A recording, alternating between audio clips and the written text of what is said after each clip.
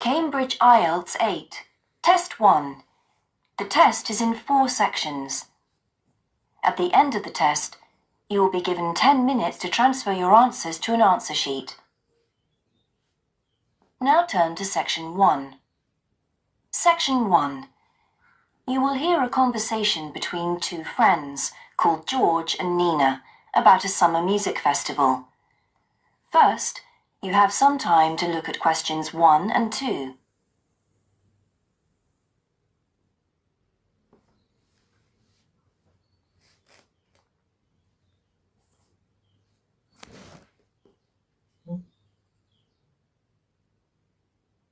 You will see that there is an example that has been done for you.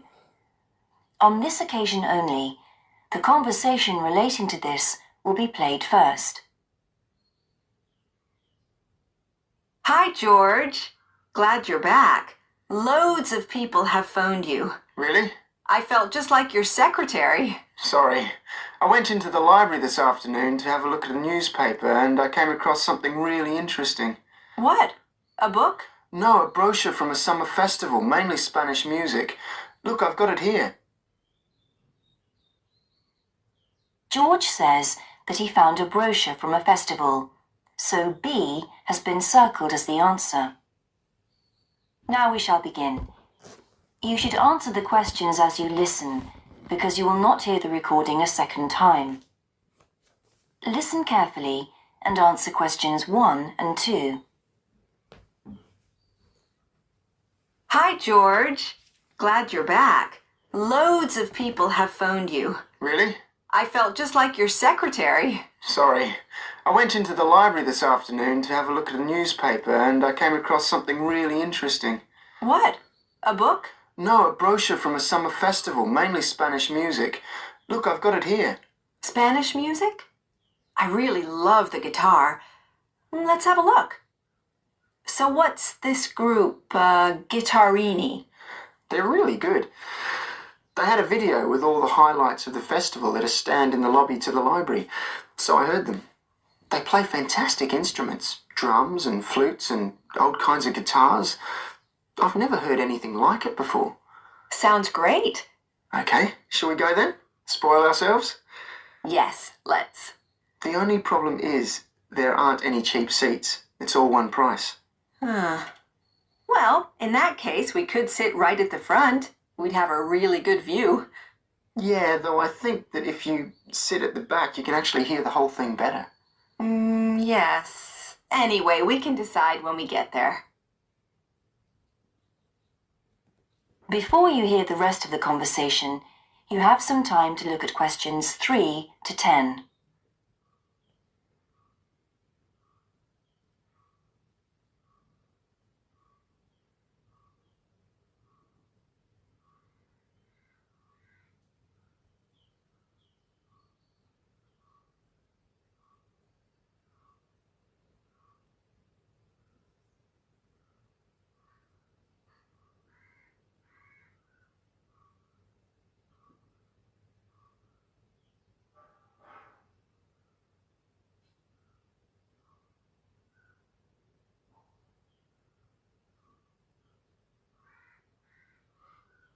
Now listen and answer questions 3 to 10.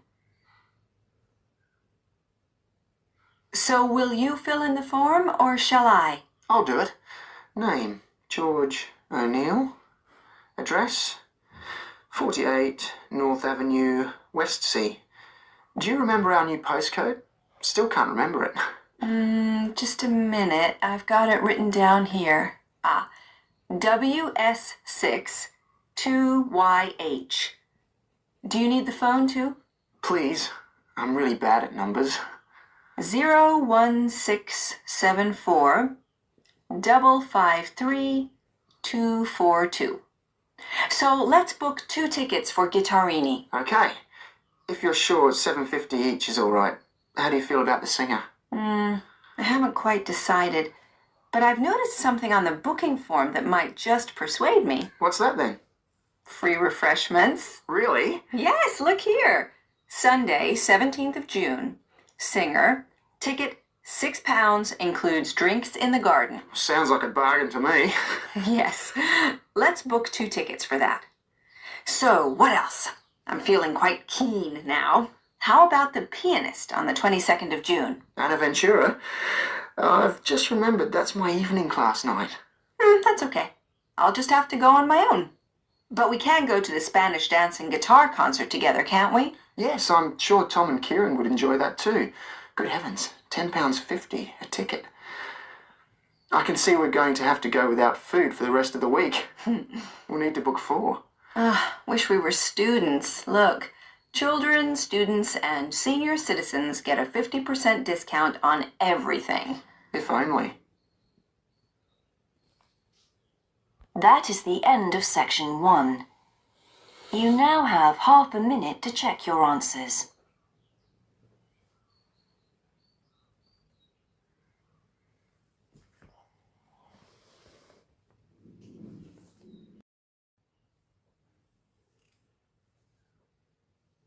Now turn to section 2.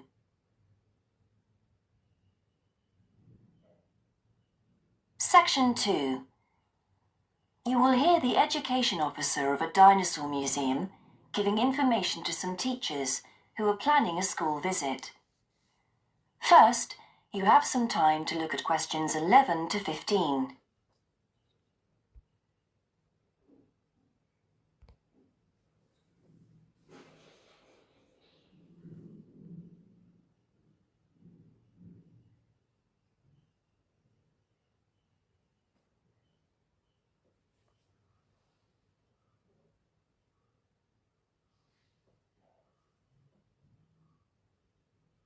Now listen carefully and answer questions 11 to 15.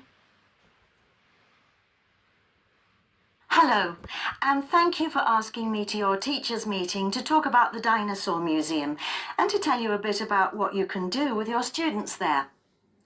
Well, let me give you some of the basic information first. In regard to opening hours, we're open every day of the week from 9 a.m. to 8 p.m. except on Mondays, when we close at 1:30 p.m. And in fact, the only day in the year when we're closed is on the 25th of December. You can book a guided tour for your school group any time that we're open. If you bring a school group to the museum, when you arrive, we ask you to remain with your group in the car park. One or more of the tour guides will welcome you there and brief you about what the tour will be about. We do this there because our entrance is quite small and we really haven't got much room for briefing groups in the exhibition area. As far as the amount of time you'll need goes, if you bring a school group, you should plan on allowing a minimum of 90 minutes for the visit. This allows 15 minutes to get on and off the coach, 45 minutes for the guided tour, and 30 minutes for after-tour activities. If you're going to have lunch at the museum, you will of course have to allow more time. There are 2 cafes in the museum with seating for 80 people. If you want to eat there, you'll need to reserve some seating, as they can get quite crowded at lunchtime. Then, outside the museum at the back, there are tables, and students can bring their own lunch and eat it there in the open air. Before you hear the rest of the talk, you have some time to look at questions 16 to 20.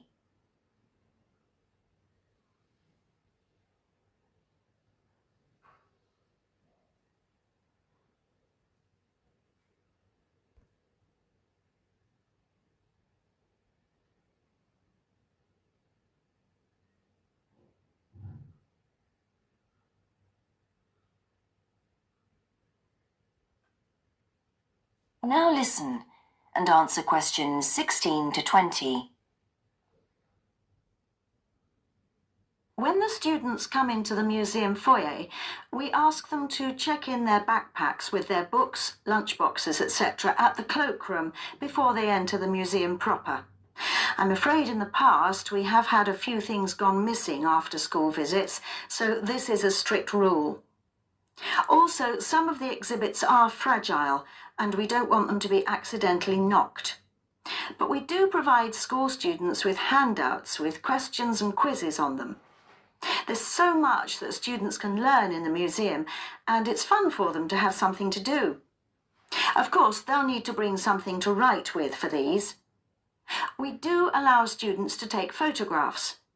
For students who are doing projects, it's useful to make some kind of visual record of what they see that they can add to their reports. And finally, they should not bring anything to eat into the museum or drinks of any kind. There are also a few things that students can do after the tour. In the theaterette on the ground floor, there are continuous screenings of short documentaries about dinosaurs which they can see at any time. We used to have an activity room with more interactive things like making models of dinosaurs and drawing and painting pictures, even hunting for dinosaur eggs.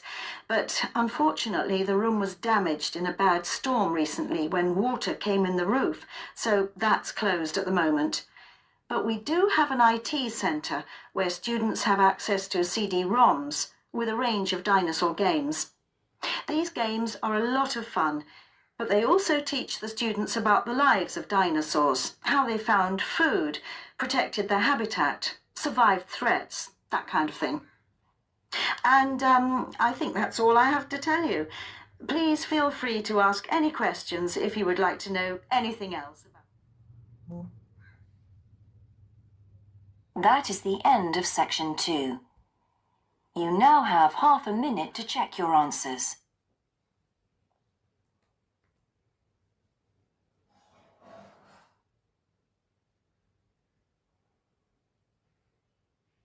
Now turn to section 3.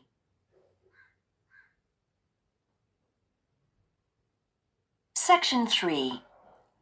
You will hear a student called Sandra talking to her tutor about a draft proposal she has written for a competition.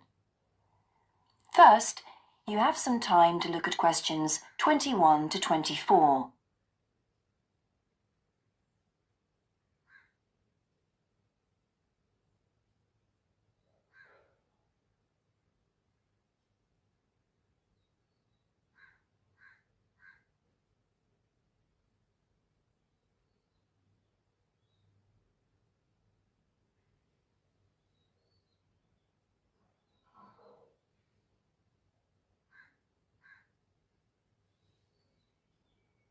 Now listen carefully and answer questions 21 to 24.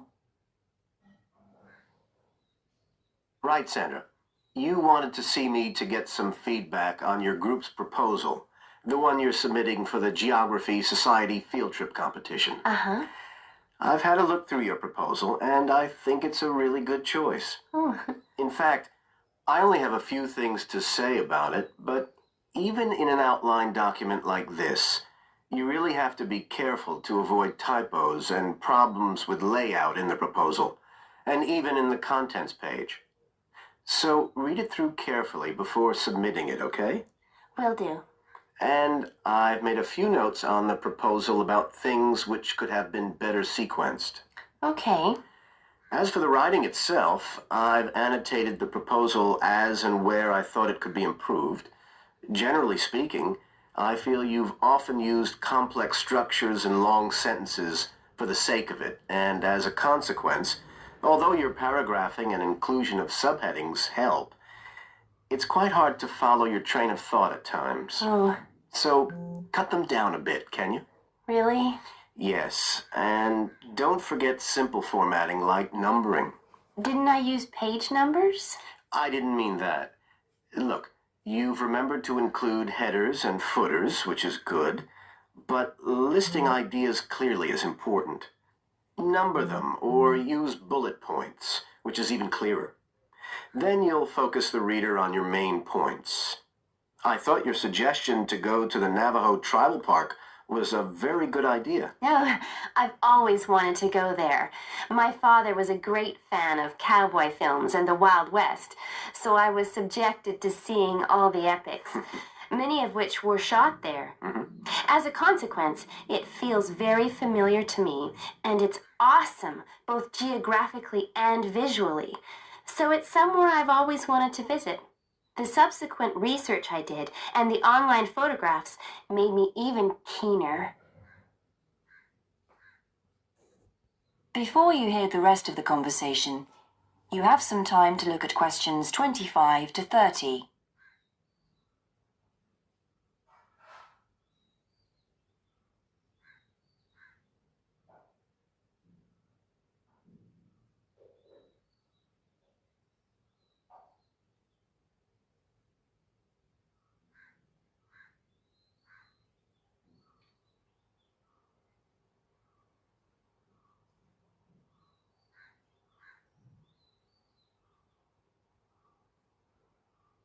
Now listen and answer questions 25 to 30.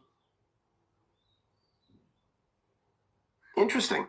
Right, let's look at the content of your proposal now. Did you find it comprehensive enough? Well, yes and no. You've listed several different topics on your contents page, but I'm not sure they're all relevant. No? Well, I thought that from the perspective of a field trip, one thing I needed to focus on was the sandstone plateau and cliffs themselves. The way they tower up from the flat landscape is just amazing. The fact that the surrounding softer rocks were eroded by wind and rain, leaving these huge outcrops high above the plain. It's hardly surprising that tourists flock to see the area. Well, yes, I'd agree with including those points. And then the fact that it's been home to Native American Navajos and all the social history that goes with that. The hardships they endured trying to save their territory from the invading settlers. Their culture is so rich. All those wonderful stories. Well, I agree it's interesting, but it's not immediately relevant to your proposal, Sandra. So, at this stage, I suggest you focus on other considerations. I think an indication of what the students on the trip could actually do when they get there should be far more central, so that certainly needs to be included and to be expanded upon. And I'd like to see something about the local wildlife and vegetation, too. Not that I imagine there's much to see. Presumably the tourist invasion hasn't helped. Okay, I'll do some work on those two areas as well. But you're right, there's not much apart from some very shallow-rooted species. Although it's cold and snowy there in the winter, the earth is baked so hard in the summer sun that rainwater can't penetrate. So it's a case of flood or drought, really. So I understand. Now, before we look at everything in more detail, I've got a few factual questions for you. It would be a good idea to include the answers in your finished proposal, because they're missing from your draft. Fine. So, you mentioned the monoliths and the spires, which was good. But what area does the tribal park cover? Do you know? 12,000 hectares, and the plain is at about 5,850 meters above sea level. Larger than I expected. Okay, where's the nearest accommodation? That's a practical detail that you haven't included. Have you done any research on that? Yes, there's nowhere to stay in the park itself, but there's an old trading post called Goulding quite near. All kinds of tours start from Goulding, too. What kind of tours? Well, the most popular are in four-wheel drive Jeeps, but I wouldn't recommend hiring those. I think the best way to appreciate the area would be to hire horses instead and trek around on those. Biking is not allowed, and it's impossible to drive around the area in private vehicles. The tracks are too rough. Okay. Lastly, what else is worth visiting there? There are several caves, but I haven't looked into any details. I'll find out about them. Okay, good. Now what I'd like to know is more about... That is the end of section 3.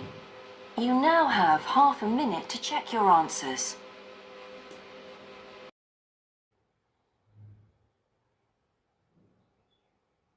Now turn to section 4.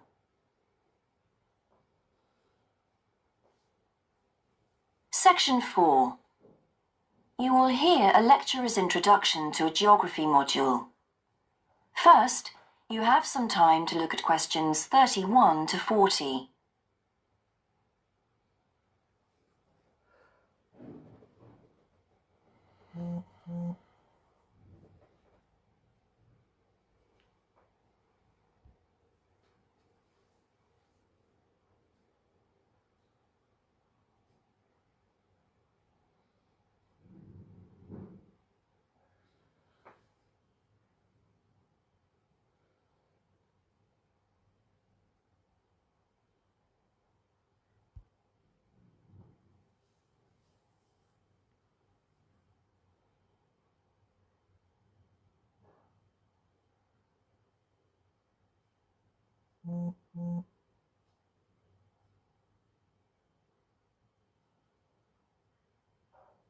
Now listen carefully and answer questions 31 to 40.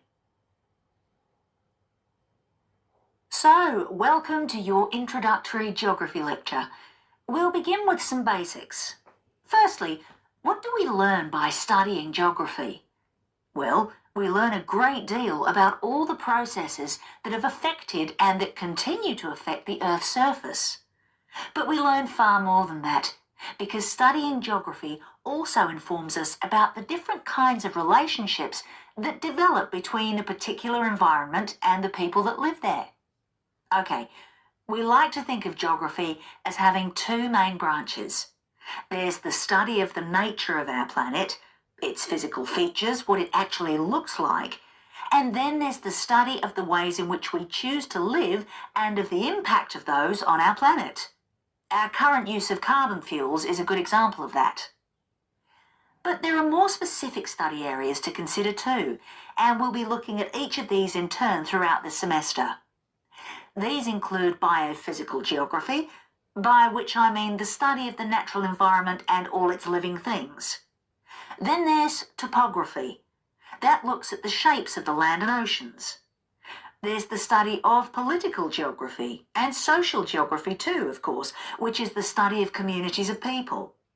We have economic geography, in which we examine all kinds of resources and their use, agriculture, for example. Next comes historical geography, the understanding of how people and their environments and the ways they interact have changed over a period of time. And urban geography, an aspect I'm particularly interested in, which takes as its focus the location of cities, the services that those cities provide, and migration of people to and from such cities. And lastly, we have cartography. That's the art and science of map making. You'll be doing a lot of that. So, to summarise before we continue, we now have our key answer. Studying this subject is important because without geographical knowledge, we would know very little about our surroundings and we wouldn't be able to identify all the problems that relate to them. So, by definition, we wouldn't be in an informed position to work out how to solve any of them.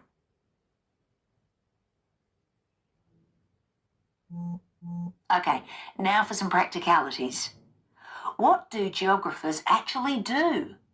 Well, we collect data to begin with. You'll be doing a lot of that on your first field trip. How do we do this? There are several means.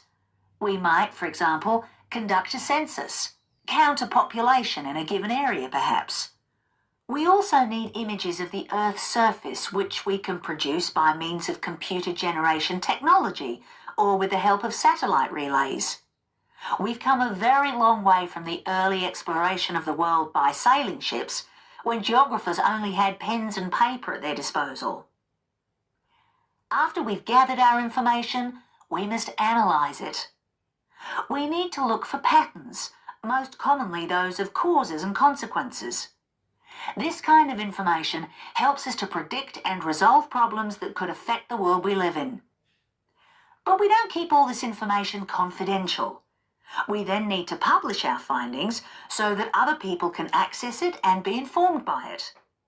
And one way in which this information can be published is in the form of maps. You'll all have used one at some stage of your life already. Let's consider the benefits of maps from a geographer's perspective.